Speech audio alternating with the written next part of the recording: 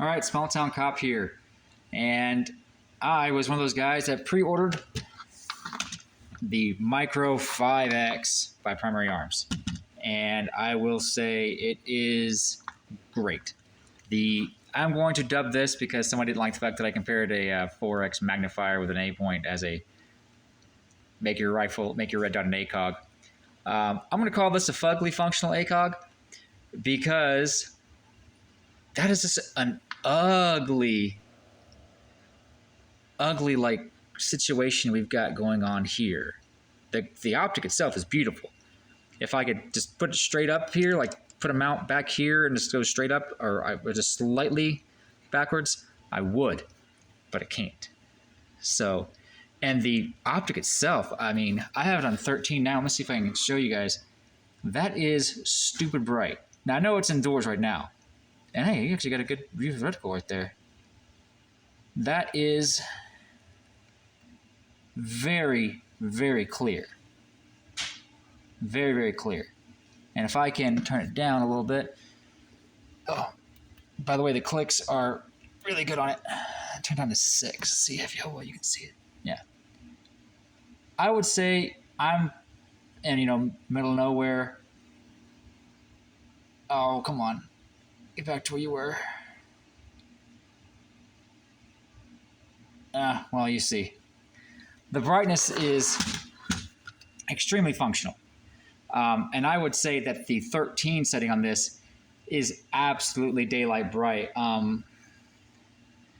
12 and 11 are daylight red as a superset CA. I'm not getting that guy's real name, but that's the channel that if you follow me, you should follow him better because I do not make as quality videos. And I think that's why anybody listens to me is because as the name implies, I ain't got money.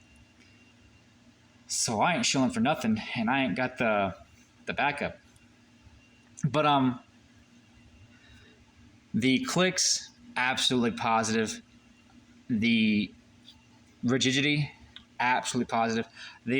I did have some weird thing happen, which is not at all this part's fault, but I believe maybe this. I took it off of here, and I have another mount another upper, I should say, that is not quite in spec, I think, or maybe it's just there's that variation where it fit a lot. It really was tight to get on that other upper. When I put it back on this one, it was loose, so I had to tighten it back down here. But all of this stayed good and rigid, no problems at all.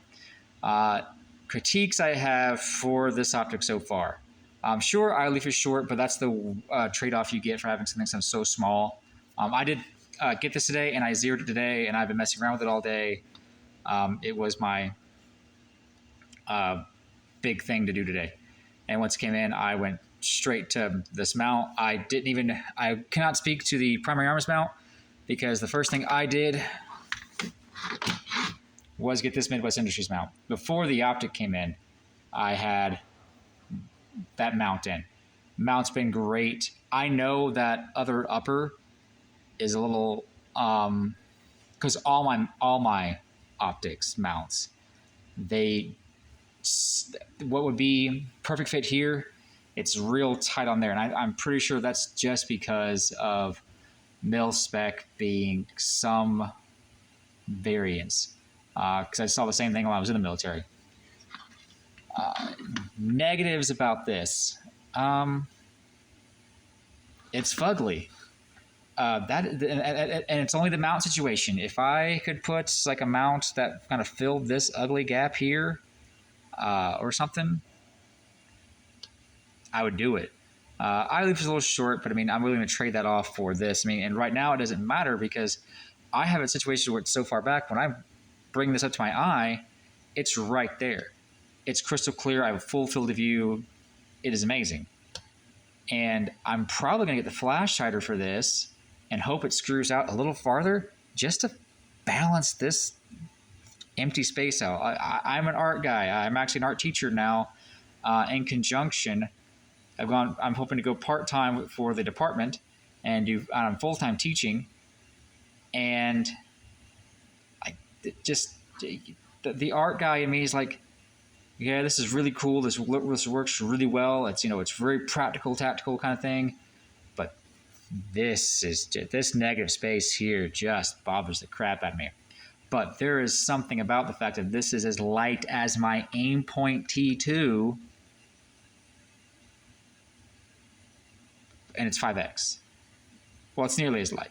I can tell you this much. I've put my Aimpoint and magnifier on this gun, put this on there, and obviously the Aimpoint magnifier is a little heavier, but just a hair because that's a whole so light package. But Aimpoint, just Aimpoint to this 5x, man, it's really close because you really feel how light this thing is. The trade-off to do that is you have to have a shorter eye relief, and therefore you have to have a fugly looking mount. But man, the thing works. I have zeroed it, have shot it. I've sit there and beat on it for you if you want me to right now. I hit that pretty hard. I'm hoping it bruised my hand. It works. That's all I got for now. I will be testing out more of the the black tip saber rounds and shooting it with this. Mr. Guns Gear put out a good video about the 75 grain sabers today. And if you're a Mug Club member, there's even more information. By the way, go Mug Club. And catch you guys later. If you're looking to try this guy and see if it's and want to know if it's worth it, yes. If you're one of those guys who runs your stock further in, you can probably get away with a less fugly mount. But this is the shortest I go with my stock, and typically you can see how often I do it. There's the lines there. I'm right here, and that's sometimes even better for me. But either one of these positions, I can throw this one back one more space or just leave it here, and that's typically how I like running my stocks. I don't ever run it in or just one click out. I think this is 2 or 3 clicks out. I forget, but I'm always either here or there. And so I like that. I don't have to crowd my rifle to get it in view. I do get a full view. But man, if you're interested in this, do it. You won't regret it.